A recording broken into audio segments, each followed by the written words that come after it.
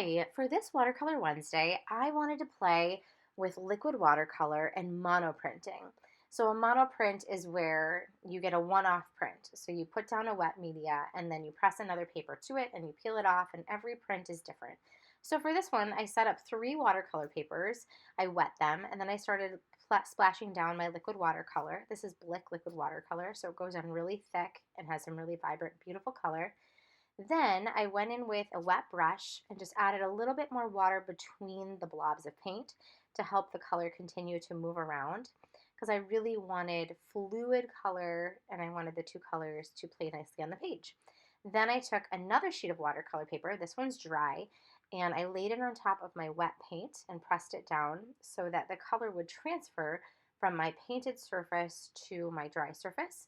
And then I took a secondary piece of paper and I wet it to do a wet on wet transfer for the smaller section that I had left over. Pressing them both down the same way, and then you peel it off and you have your monoprint, which makes for a really great start to a background or collage paper or whatever it could become, as whatever you want it to become. I like to use it for my collage paper. So now I have some puddles where the paint pooled up and lifted off. So I use those as where I first initially pushed down. And then I'm working on rubbing the paper so that it attaches, but to move the paint back down. And that gives a whole other kind of monoprint. And then I'm just continuing to do it anywhere that I have an excess of paint. And you'll notice the other areas, it's kind of become more of a stain on the paper, which is a very different look than I had just painted it on and let it dry and didn't do the monoprinting. And the more I print into it, the more windows I get or white areas, and then you can paint back into that with paint or water to continue to play with value and different ways the color goes on the page. You can also do a secondary print like this one, where I flipped the paper over and went back into another puddle to add another monoprint aspect to it. At this point, I was happy with the monoprints I'd made. I could have kept going, but I wanted to just kind of clean up my excess paint and try something else. So I'm using a clean dried off brush to pull up the extra color that had pooled on the tape as well as that was still on the paper. And that creates some kind of ghost layering of color to where the paint has already saturated the paper below it, which is also another fun thing you can do. And then after I finish that, I'm removing the washi tape carefully. Some spots I wasn't so careful, so it ripped the paper, but that's okay. These are just experiments and fun papers and decorative papers to have on hand. Now I want to do kind of a Rorschach print idea. So I took my watercolor paper and I folded it in half. And this time I'm going to be wetting it again. So starting with a wet surface, so it's still a wet on wet application, wet paper and wet paint.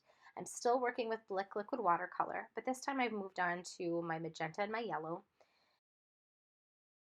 And once again, I'm going to splash it down, playing more with overlapping the colors, because I really want them to bleed together and make a really beautiful orange in some spots. And then I'm going to press the left side onto the painted right side and push down to get the color to transfer. And it's going to give me a mirrored image of it because I folded the paper. The left side is going to be a reverse of the right, which is really lovely. It can create some very beautiful symmetry.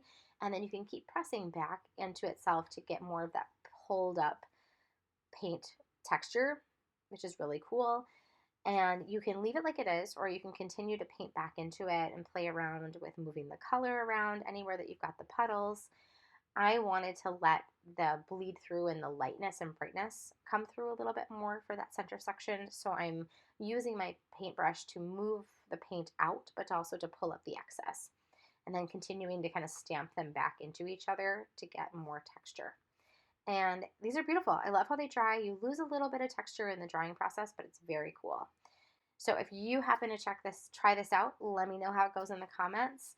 And I look forward to sharing more with you in the future. Till then.